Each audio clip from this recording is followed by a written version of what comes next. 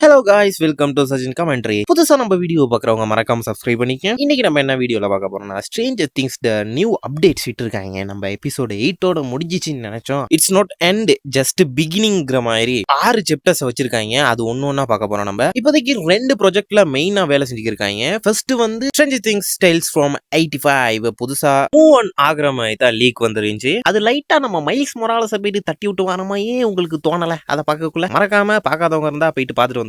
இந்த story line வந்து 2வது சீசனுக்கும் 3வது சீசனுக்கும் இடையில நடக்கிற மாதிரி தான் காட்டியிருக்காங்க. ஆனா உண்மையாலும் நம்ம மெயின் சாப்டர்ஸ்ல அப்படி ஒன்றும் நடந்ததா சொல்லல அவங்க.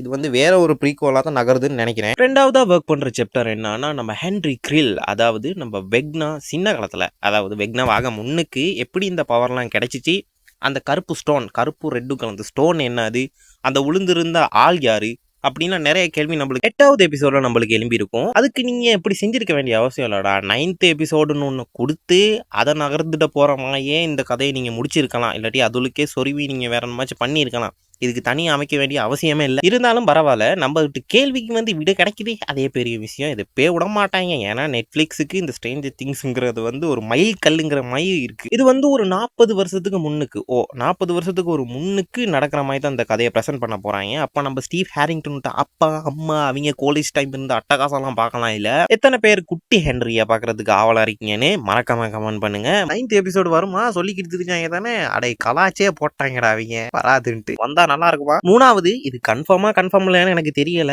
ஆனா நான்சி வில்லருக்கு ஒரு ஸ்டோரி ஒன்று ஒதுக்கி இருக்காங்கன்னு கேள்வி வந்துச்சு. நம்ம யாரு ரொபினும் சேர்ந்து நடிக்கிறதா ஒரு ரூமர் ஒன்று கிளம்பி இருக்கு. அவங்களுக்கான தனி ஒரு அட்வென்ச்சர் ஸ்டோரிஸ் தான் நகருதுன்னு கேள்வி வந்திருக்கு. அவங்களோட பர்சனல் லைஃப் அந்த மாதிரி ஒரு ட்ரபிள்ஸ் அதோட சேர்த்து வேற என்னமாச்சு பிரச்சனைகள் அப்படி நகர்ந்து கொண்டு போகலாம். அது வருமானு சொல்ல தெரியல, பார்ப்போம். நீங்க என்ன நினைக்கிறீங்க? ஸ்டீவ் ஹேரிங்டன் நம்ம ஸ்டீவுக்கும் ஜஸ்டினுக்கும் சேர்த்து ஒரு ஸ்டோரி ஒன்று அட்வென்ச்சர் ஸ்டோரிஸ் அந்த கடைசியா விட்டுட்டு போனாங்க. எபிசோடு 8ல கடைசியா வந்து கட்டி பிடிச்சிட்டாங்களே கார்கிட்ட வந்து, அதுல இருந்து தொடங்குதுன்னு சொல்லியிருக்காங்க.